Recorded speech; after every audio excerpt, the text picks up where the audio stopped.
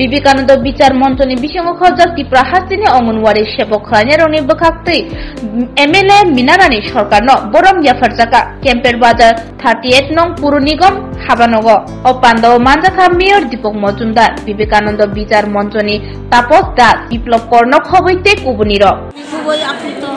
এখানে আমার mayor sir সকলের প্রিয় আমাদের এমসি উনি আমার বাড়িতে সকালে দিয়েছেন এবং উনি আমাকে জানিয়েছেন ওনার সহযোগিতা আমি 1 বছর 6 মাস হয়েছে যে কাজ করেছি আমি হৃদয়ের অন্তঃস্থল থেকে আমি ওনাকে ধন্যবাদ জানাচ্ছি।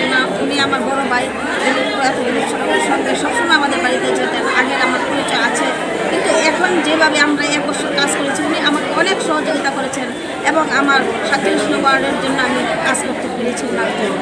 আর এখন বিদায়িকা হিসেবে সবার আশীর্বাদ আমার কাছে আছে, আমার মেয়র স্যারের আশীর্বাদ আছে, আমাদের যে কর্পোরেটররা আছে তাদের আশীর্বাদে আজকে এখানে পৌঁছেছি।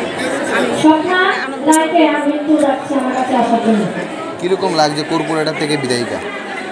এটা তো একটু অন্যরকম লাগবে কিন্তু আমি এখনও আমার অনুভূতিটা সেভাবে হয়নি, কারণ আমি যখন জয়ী হয়েছি বিরোধীরা এখনও আমাদের ছেলেদের উপর আমাদের কর্মীদের উপর এখনও ওরা জোরপূর্বক আমাদের পরশুদিনে একটা বৈষ্ণব জেলা 2 জন আমাদের কর্মী মার খেয়েছে, তাই আমি ওনাদের দেখতে গিয়েছি এবং এখন একটু 5-6 দিন একটু অসুবিধা থাকবে, তারপর আমি ঠিকভাবে অনুভূতিটা পাবো। Thank you. ত্রিপুরা মনিটরিং কমিটির উদ্যোগে বাজারঘাটের নবনির্বাচিত বিধায়িকা শ্রীমতী মিনারানি সরকারকে তাদের অন্তর্ভুক্ত যে অঙ্গনওয়াড়ি যারা আছেন তারা সংগঠিত করবেন ওনাকে। আর পাশাপাশি আগরতলা পৌর নিগমের যে এলাকার যে 26 জন সাফাই কর্মীকে একটা বস্ত্রদান করা হবে এই মনিটরিং সেলের উদ্যোগে। তো আমি খুবই খুশি এবং আনন্দিত। দীর্ঘদিন বাদে আমি বলবো যে এই বাজারঘাট অঞ্চলে একজন জনপ্রিয়